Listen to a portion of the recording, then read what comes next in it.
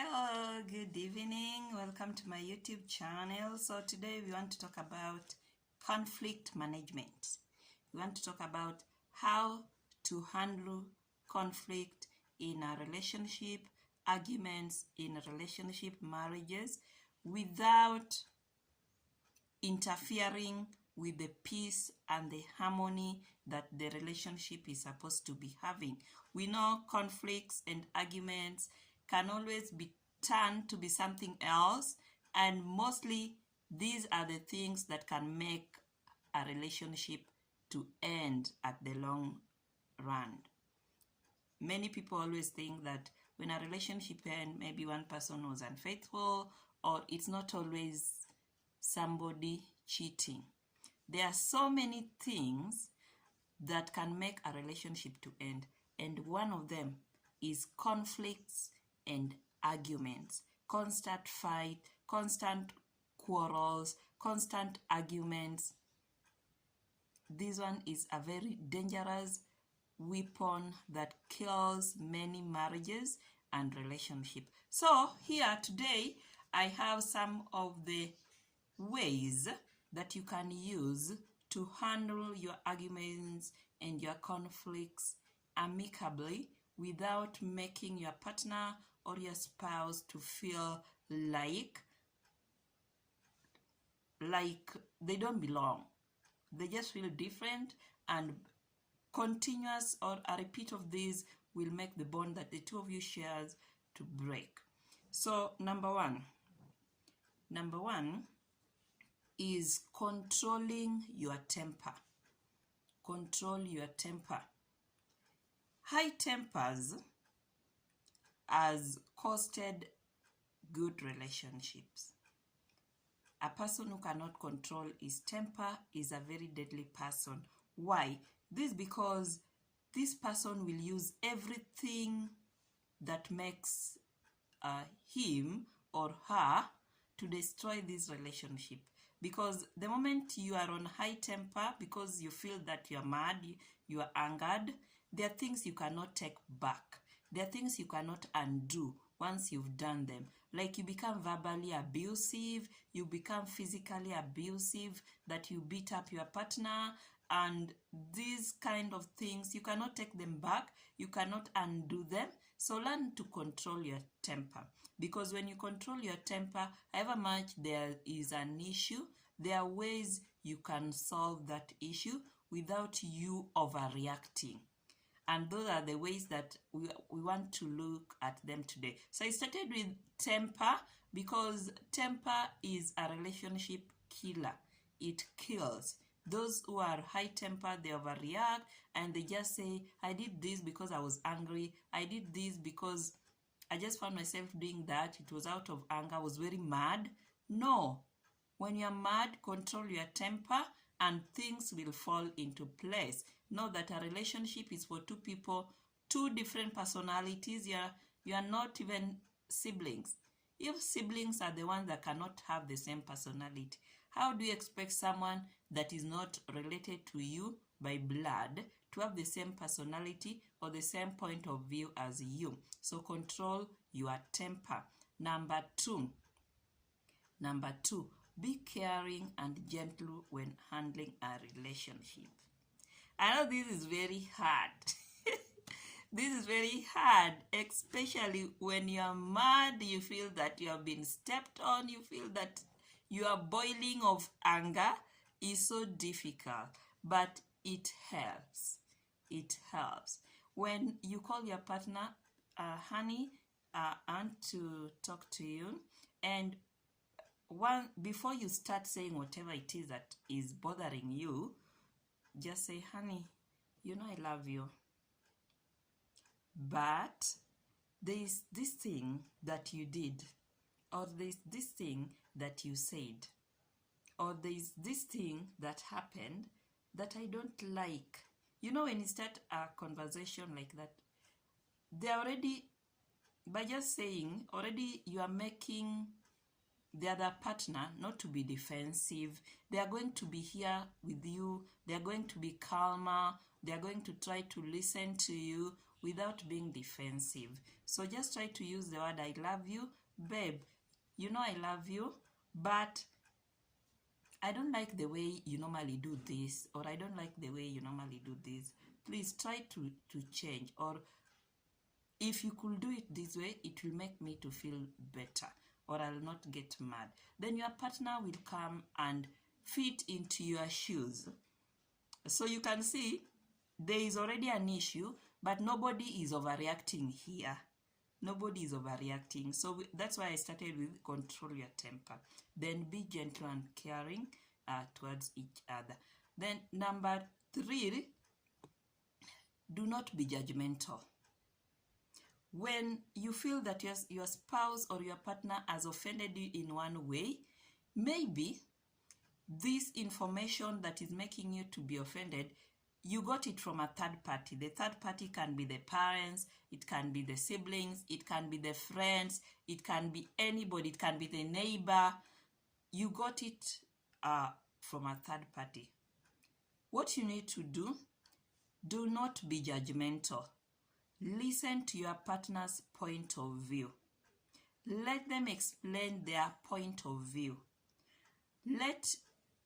Follow the events, how they were unfolding, how you've been told, without judging your partner. Because your partner only has you. It is only you who can listen to her, you can listen to him. By the time you're coming with something that may not be true or may be true, but already you're judgmental. You're already saying, oh, maybe you heard it from your mother. My mother cannot lie to me. Already you have judged your partner. They're the one that now lying. When you do that, they're now going to know that they're now by themselves and they have to stand for themselves, and they're going to be defensive, whichever the case. So the moment you've come and you're already judging that this and this happened, but my friend cannot lie to me, I trust my friend so much, already you've put your spouse or your partner on the spot, and whatever thing it is, you're not going to get to the bottom of it, because they are now going to see that you are now not on their side. So do not be judgmental. Then another thing, don't cut communication. Do not cut communication. When there is an issue in a relationship, you offended, either the two of you cannot offend each other at the same time, because it's one person that will offend the other. And maybe by you offending the other one and there is no communication, another one, the person that offended you, will also feel offended by the way you behave. So do not cut communication. However much you are mad at your partner, pick their calls, respond to their text, talk to them. Do not give people silent treatment. This is somebody that you loved, you are in a relationship with this person, you love them. Why are you giving them silent treatment? By the time you're giving them silent treatment, who do you expect them to talk to? Maybe you're living in one house and you give somebody silent treatment for a week, for a month, for 2 months. Even after them telling you that, you know, honey, this silent treatment, whenever there is an issue, I don't like it. Let us just square whatever it is that we have and move on. But the other person will just be silent treatment, silent treatment, silent treatment. It kills a relationship. Know that that vacuum you're creating is a hole. And the moment that hole is big, one of you will be dropped inside it. By one of you being dropped inside it, it means the ties and the bonds that the two of you are sharing will be cut off and the relationship will end. Another thing that you should be doing when you are having arguments and constant conflicts in your relationship or marriage, pray together. Pray together. When you pray together, however much you are mad, you are hurt, you are in pain, your partner has offended you, you feel like you are bleeding inside, call your partner. Pray together. And when you're praying, during this prayer time, make sure you tell God, you talk to your God and tell your God how much angered you are, how much in pain, and how much your partner has hurt you. And make sure your partner is listening. Don't do a silent prayer. Make sure your partner is listening. And during this prayer time, tell God that you're asking for peace and you're asking for strength so that you're able to solve whatever issue that you have with a lot of peace. So by then you're done with this prayer. Prayer is going to humble the two of you. It's going to humble the two of you, and it's going to make you calmer, and it's going to bring peace. And by the end of this prayer, by the end of the day, before you go to bed, you will have gotten the strength to solve whatever issue that you have, and your relationship will still be there, strong and going forward. The next thing you need to do when you're having arguments and conflicts, feel your partner's or your spouse's pain. Acknowledge the fact that they are hurting, they are hurt. Acknowledge the fact that you've wronged them. Let them know that they have the right to feel ignored, they have the right to feel disrespected, they have the right to feel angered, to get mad. Acknowledge that. Then tell them that you are wrong to make them feel that way. By doing this, you are going to have done a great thing in this relationship. Acknowledging, being in someone's shoe when they feel that you've wronged them is a very big thing that will help you to solve conflicts without too much fighting, too much name calling, too much doing stuff that you will regret saying and doing. So please do that. Then the next thing that you need to do, the next thing that you need to do not use sex as a weapon to punish your partner or spouse. Withdrawing sex, denial of it, is a serious killer of a relationship. However much you love each other, do not interfere with your sex life.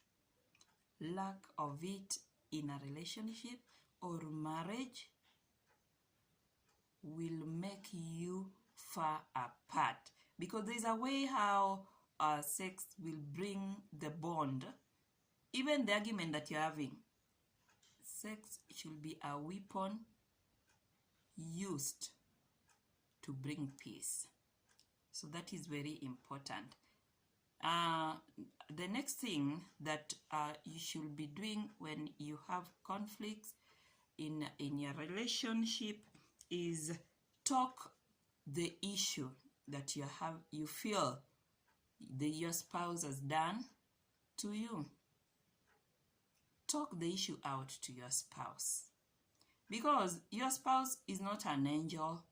They may not be some goddess or God that knows that you are hurting without you talking it out. So it is always said that communication is the key for any relationship. So speak it out.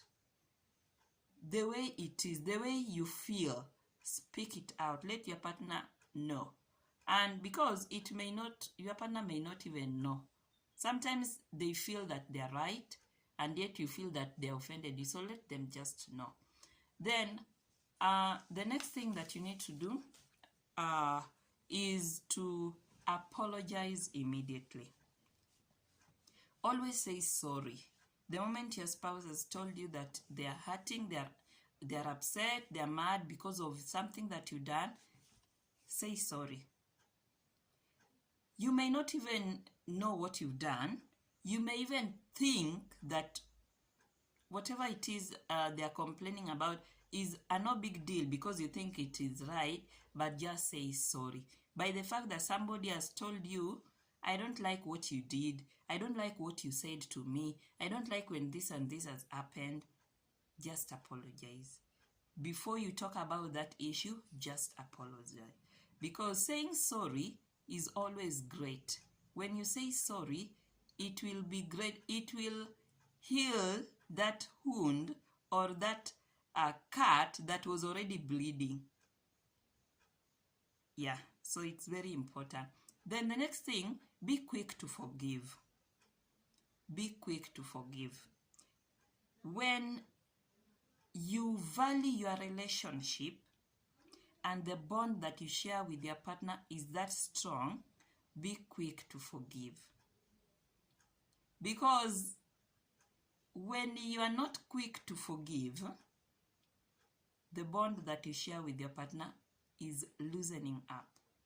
There is a gap. There is a gap that you're creating. And when you're creating that gap, it becomes very difficult to always fill that gap. When all the time you have conflicts, you don't forgive, you don't forgive, you don't forgive, then you are killing your relationship. That's why you may see a relationship that is very good in your eyes as a stranger. You will realize that it ends and you'll be asking yourself, why? I thought these people were doing good. These people are okay. Why did it end? These are the things. If you don't know how to handle conflicts, then it will kill. It is a great killer of relationship that people are not talking about. People are always talking of cheating. In fact, many marriages and relationships are surviving and yet their partners are cheating. But conflicts and arguments kills because they pierce into the heart. What happens when they are not handled well? Your heart will always be bleeding. So, be quick to forgive. Another thing, do not justify your actions. If your spouse or partner has told you that you wronged them, don't tell them that I did this because you also did this, or I did this because the other time you also did this, or I did. Do not justify your actions. By the time you are justifying your actions, you are making your partner to look stupid, and it's like they don't even have whatever the pain they are feeling. They're not even supposed to feel it, and yet when somebody is hurt by you, it is genuine. The pain is real and they feel it. If it is about what you say, whatever you say really hurts and cannot be taken back. So do not justify your actions, because by doing this, you are killing your relationship.